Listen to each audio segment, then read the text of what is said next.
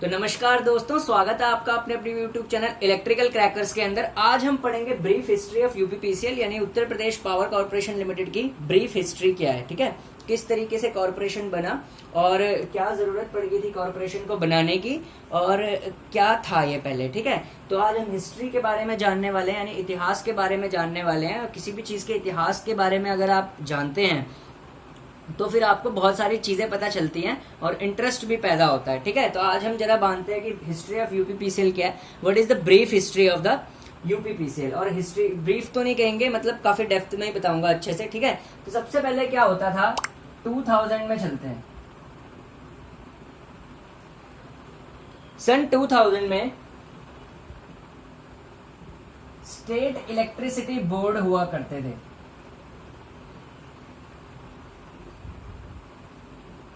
ठीक है, विद्युत बोर्ड्स जिन्हें बोला जाता था, सन 2000 से पहले स्टेट इलेक्ट्रिसिटी बोर्ड्स हुआ करते थे।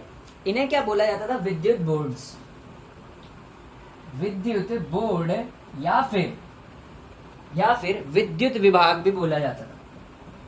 क्या बोला जाता था, विद्युत विभाग। ठीक है, जैसे सन 2000 से पहले स्टेट इलेक्ट्रिसिटी बोर्ड हुआ करता था, उसे विद्युत विभाग बोला जाता था और विद्युत बोर्ड भी बोला जाता था।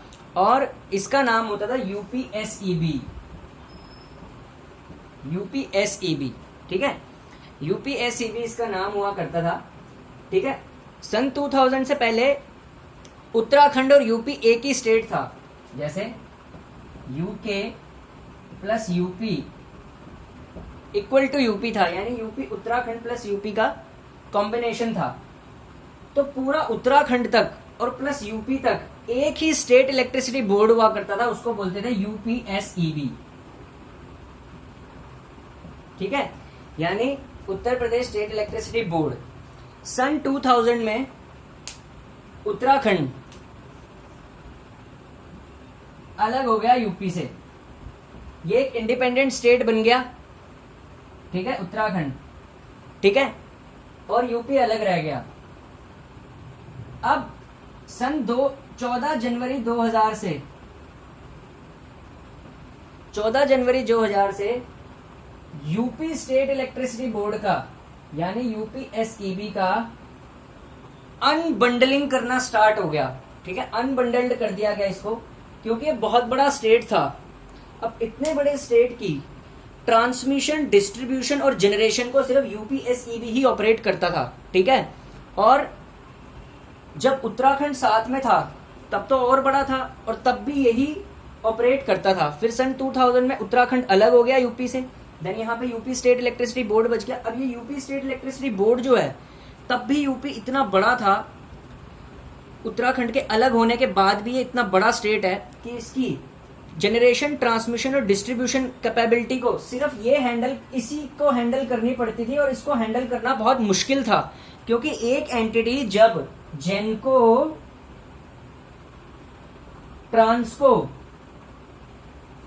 और डिस्कॉम संभालती है तो एफिशिएंसी बहुत ज्यादा पुअर हो जाती है। ठीक है, तो एफिशिएंसी क्यों पुअर हो जाती है, अब यही तीनों ऑर्गेनाइजेशंस को चला रहा है, तीनों ऑर्गेनाइजेशन तो नहीं बोलते, सेक्शंस को चला रहा है, तो ये कितना ध्यान दे देगा। जनरेशन अपने आप में इतना बड़ा प्लांट होता है, ट्रांसमिशन के इतने सारे ग्रिड्स होते हैं, डिस्कॉम में नंबर ऑफ सबस्टेशन इतने ज्यादा होते हैं, distribution substation, can it handle this amount of sections? Only one entity can handle this amount of section? Absolutely not. So what at that time हुआ क्या था कि इस यूपीएसईबी को, यूपी स्टेट इलेक्ट्रिसिटी बोर्ड को अनबंडल्ड कर दिया गया, यानी इसकी रिस्ट्रक्चरिंग कर दी गई जेनको, ट्रांसको और डिस्कॉम में। इसको तोड़ दिया गया 3 हिस्सों में, मतलब है एक ही काम लेकिन इसके सेक्शन बना दिए गए। तो 14 जनवरी 2000 को यूपीएसईबी को 2 हिस्सों में तोड़ दिया गया। ठीक है, ट्रांसको नहीं बना था। 14 जनवरी 2000 को यूपीएसईबी को 2 हिस्सों में तोड़ दिया गया, पहले जेनको में और दूसरा डिस्कॉम में, डिस्कॉम प्लस ट्रांसको में, डिस्कॉम प्लस ट्रांसको में। 14 जनवरी 2000 को यूपीएसईबी को जेनको और डिस्कॉम प्लस ट्रांसको में स्प्लिट कर दिया गया। डिस्कॉम प्लस ट्रांसको दोनों कंबाइंड था यूपीपीसीएल के ही पास, और जेनको चला गया यूपीआरवीएनएल के पास, यहां चला गया जेनको, यानी कि 14 जनवरी 2000 को ये भी फॉर्म हुआ, ये भी फॉर्म हुआ, ट्रांसमिशन और डिस्ट्रीब्यूशन इसके अंदर था, जनरेशन इसके अंदर चला गया यूपीआरवीएनएल के अंदर, ट्रांसको और डिस्को इसके अंदर रह गया, जेनको यहां चला गया। ठीक है, अब जनरेशन 14 जनवरी 2000 को बना, यूपीपीसीएल भी 14 जनवरी 2000 को बना, इसमें ट्रांसमिशन और डिस्ट्रीब्यूशन था, इसमें सिर्फ जनरेशन था एंड, ठीक है। अब देखिए यूपीएससीबी का जेनको पार्ट अलग कर दिया, ट्रांसमिशन और डिस्ट्रीब्यूशन यहां पे अलग कर दिया। ठीक है, मतलब ट्रांसमिशन और डिस्ट्रीब्यूशन यूपीपीसीएल के ही पास था। ठीक है, उसके बाद अब क्योंकि यूपीपीसीएल ट्रांसमिशन और डिस्ट्रीब्यूशन को इकट्ठे डील कर रहा था तो यहाँ पे एफिशिएंसी बहुत ज्यादा कम हो रही थी। ठीक है, क्योंकि ट्रांसमिशन और डिस्ट्रीब्यूशन को इकट्ठे डील करने से यूपीपीसीएल को बहुत ज्यादा काम करना पड़ रहा था इकट्ठे, अकेले। ठीक है, और उस टाइम क्या था, एटीएनसी लॉसेस भी बहुत ज्यादा हो रहे थे, तो फिर सोचा गया कि क्यों ना ट्रांसमिशन और डिस्ट्रीब्यूशन को भी इंडिपेंडेंट एक एंटिटी बना दिया जाए। तो फिर क्या किया गया 2006 में यूपीपीसीएल को दो हिस्सों में तोड़ दिया गया, यूपीपीसीएल प्लस यूपीपीटीसीएल। ठीक है, अब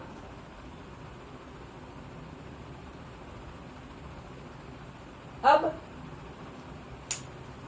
2006 में, ठीक है ना, 2006 में यूपीपीसीएल प्लस यूपीपीटीसीएल में ब्रेक कर दिया गया यूपीपीसीएल को, यानी कि ट्रांसमिशन कब बना, ट्रांसमिशन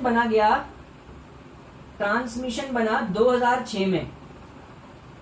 ठीक है, यानी कि यूपीपीटीसीएल कब बना, 2006 में, ट्रांसमिशन 2006 में बना था, अलग एंटिटी। ठीक है, फिर से बताता हूं, पहले 2000 से पहले स्टेट इलेक्ट्रिसिटी बोर्ड हुआ करता था, विद्युत बोर्ड, यूपीएससीबी के नाम से। ठीक है, फिर उत्तराखंड और यूपी इकट्ठे थे उस टाइम यूपीएससीबी में। ठीक है, 2000 में उत्तराखंड अलग बन गया, इधर यूपीएससी ही रह गया। फिर क्योंकि यूपी एक बहुत बड़ा स्टेट है तो उसमें एक एंटिटी को इलेक्ट्रिसिटी चलाने में दिक्कत आ रही थी, क्योंकि एफिशिएंसी बहुत ज्यादा डाउन थी उस टाइम और एटीएनसी लॉसेस भी बहुत ज्यादा थे। तो सोचा गया क्यों ना यूपीएससीबी को रिस्ट्रक्चर कर दिया जाए, 3 अलग अलग कॉर्पोरेशंस में बांट दिया जाए। 14 जनवरी 2000 को जेनको यूपीआरवीएनएल बना और 14 जनवरी 2000 को स्प्लिट होकर डिस्कॉम प्लस ट्रांसको यूपीपीसीएल बना। ठीक है, फिर उसके बाद 2006 में, क्योंकि 2006 में यूपीपीसीएल को ही डिवाइडेड कर दिया गया, यूपीपीसीएल अलग बन गया और यूपीपीटीसीएल अलग बन गया, यानी 2006 में ट्रांसमिशन अलग हो गया, यूपीपीटीसीएल का फॉर्म ले लिया। ठीक है, अब 2000 में इसका नाम, 2006 में, एक सेकंड,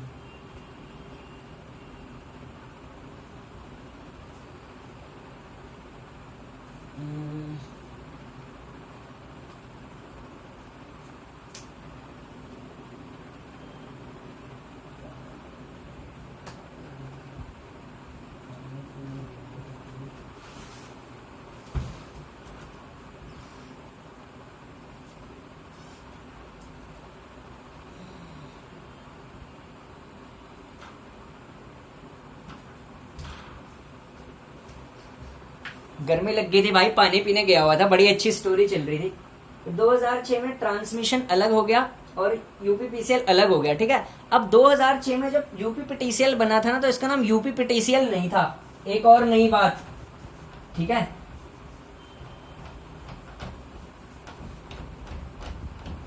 अब यहां पे चल रहे हैं, सन 2006 में यूपीपीसीएल और यूपीपीटीसीएल अलग हो गए।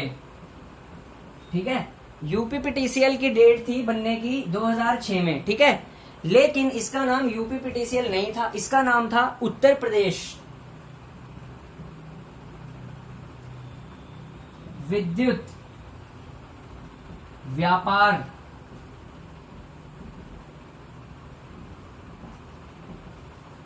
निगम लिमिटेड।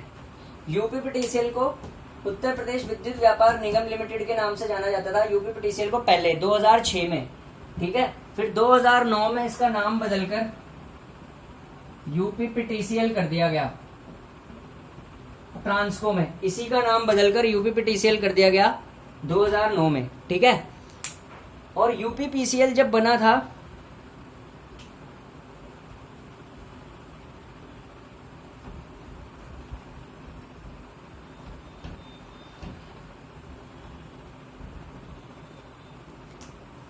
जब 14 जनवरी 2000 को यूपीपीसीएल बना था, तो इसको फर्दर डिवाइडेड किया गया डिस्कॉम में, ठीक है। इसको डिस्कॉम्स में डिवाइडेड कर दिया गया, डिस्ट्रीब्यूशन कंपनीज में, ठीक है। यूपीपीसीएल भी फर्दर डिवाइडेड है और डिस्कॉम्स में, ठीक है। अब डिस्कॉम्स कौन कौन से हैं इसके डिस्ट्रीब्यूशन कंपनी में? पहला हमारे पास आता है LESA, Lucknow electricity service authority, ठीक है। सेकंड हमारे पास है KESCO, Kanpur electricity service company. Third हमारे पास है पीवीवीएनएल, ठीक है, पश्चिमांचल विद्युत वितरण निगम लिमिटेड, मेरठ डिस्कॉम, ठीक है। फोर्थ हमारे पास है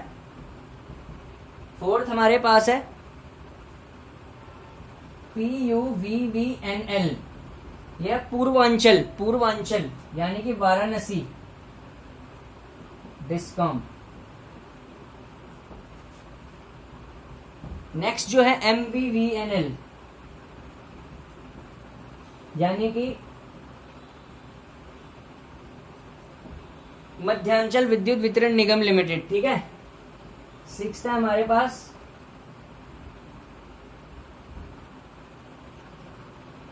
DVVNL, दक्षिणांचल विद्युत वितरण निगम लिमिटेड, आगरा डिस्कॉम, ठीक है। इतने सारे डिस्कॉम्स में इसे बांटा गया, ठीक है, ठीक है। अब प्रेजेंट टाइम में इन डिस्कॉम्स के जो AT&C लॉसेज हैं वो क्या है प्रेजेंट टाइम में, ठीक है। तो दक्षिणांचल विद्युत वितरण निगम लिमिटेड के जो AT&C लॉसेज हैं 38.24% है, ठीक है, 38.24% है। MVVNL यानी मध्यांचल विद्युत वितरण निगम लिमिटेड की जो AT&C लॉसेज है 31.76 है, ठीक है। नेक्स्ट है PUVVNL यानी पूर्वांचल विद्युत वितरण निगम लिमिटेड के जो AT&C लॉसेज हैं, पूर्वांचल विद्युत वितरण निगम लिमिटेड के जो AT&C लॉसेज है वो हैं 32.66, ठीक है। पश्चिमांचल विद्युत वितरण निगम लिमिटेड में बहुत कम AT&C लॉसेज हैं और ये one of the best discoms में आता है क्योंकि इसके AT&C लॉसेज बहुत ज्यादा कम है, ठीक है। पश्चिमांचल कौन सा? सहारनपुर से गाजियाबाद वाला, ठीक है, गजरोला, अमरोहा, शामली और बागपत, ये सारा जो है नजीबाबाद, मुरादाबाद, ठीक है, मेरठ वाला सारा, ठीक है, पश्चिमांचल विद्युत वितरण निगम लिमिटेड। इसमें जो AT&C लॉसेज हैं, ठीक है, वो है हमारे पास 19.52, ठीक है, इतने कम है इसमें, ठीक है, AT&C लॉसेज। और जो सबसे बेस्ट डिस्कॉम है ना यूपीपीसीएल का, जो अभी भी प्रॉफिट में चल रहा है और जिसके AT&C लॉसेज भी सबसे कम है, वो है KESCO. KESCO is the number 1 discom of UPPCL, okay. So KESCO के जो AT&C लॉसेज हैं that are very very very very less, it is 15.94% present time. It's a very very less AT&C losses and it is the one of the best discom of UPPCL, ठीक है। KESCO is one of the best discom of UPPCL. KESCO मिलता भी बहुत top rank मारनी पड़ेगी अगर किसी को कैस्को लेना है तो, ठीक है। तो 59.4% है। कैस्को की जॉब इसलिए भी अच्छी मानी जाती है, सिटी लाइफ एंजॉय करता है। कैस्को प्योर सिटी डिस्कॉम है, अर्बन डिस्कॉम है, it's a KESCO city discom and Kanpur is also an industrial hub, so revenue भी बहुत अच्छा जनरेट होता है कैस्को से, ठीक है। लेसा की हालत मीडियम चल रही है, ठीक है, लेसा की हालत मीडियम बहुत चल रही है, ठीक है, लेकिन लेसा भी अच्छा डिस्कॉम है। लखनऊ इलेक्ट्रिसिटी सर्विस डिस्कॉम है, ठीक है, लेसा मीडियम, ठीक है। तो देखते हैं कैस्को का 59.54% AT&C लॉसेज है and it is the one of the best discom. PVVNL Paschimanchal Meerut is 19.50, it is also good discom. PUVVNL Varanasi discom में AT&C लॉसेज भी बहुत ज्यादा 32.66, दक्षिणांचल में AT&C लॉसेज भी बहुत ज्यादा 38.24, मध्यांचल में 31.76, ठीक ठाक है, ठीक है। तो बाकी डिस्कॉम्स में काफी ज्यादा, कैस्को और PVVNL में एटीएनसी लॉसेस कम है। रेवेन्यू के मामले में सबसे अच्छा कैस्को है, कैस्को बहुत ही जबरदस्त रेवेन्यू देता है and KESCO is the number 1 performing discom of UPPCL. ठीक है, तो आज के लिए बहुत ही बढ़िया। किसी चैनल पे ये सब जानकारी नहीं देती, ये सब जानकारी एक ही बंदे को है, यहाँ पे खड़ा है। ठीक है, तो चैनल सब्सक्राइब जरूर किया करो, लाइक किया करो, सब्सक्राइब किया करो। Thank you.